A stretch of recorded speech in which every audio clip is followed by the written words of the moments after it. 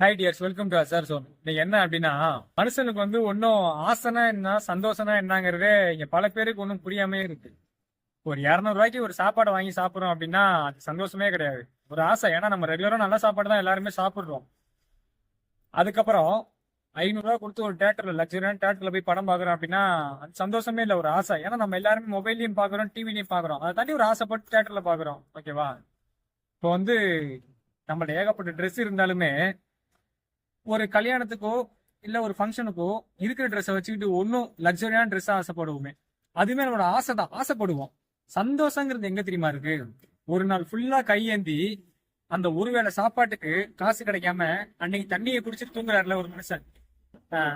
அவங்களுக்கு ஒரு 50 ரூபாய்க்கு ஒரு ஒயிட் ரைஸ் வாங்கி கொடுத்து சாப்பிட வச்சு வேடிக்கை பாரு, மிகப்பெரிய சந்தோஷமா இருக்கும். வாழ்க்கையில நீ தான் ஒரு பெரிய அன்னைக்கு ஹீரோவே நீ தான், எனக்கு அப்படி தெரியவ.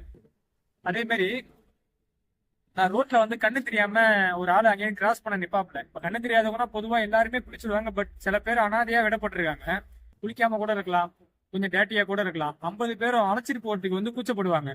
இப்ப நீ அழைச்சிட்டு போ, தப்புமே கிடையாது. அப்ப அழைச்சிட்டு போனீங்கன்னா அன்னைக்கு நாள் நீ தான் ஹீரோவா இருப்பேன்னு நினைக்கிறேன். உன் மனசுக்கு யார் எப்படி நல்லா பாக்கட்டும், நீ தான் நீ ஹீரோவா இருப்ப. அது போல அடிக்கிற குளிர், இப்ப இந்த டிசம்பர் ஜனவரி குளிர்ல பாத்தீங்கன்னா இருக்கிற சொட்டு பார்த்தாம ஒன்னொரு சொட்டு போடுறோம்.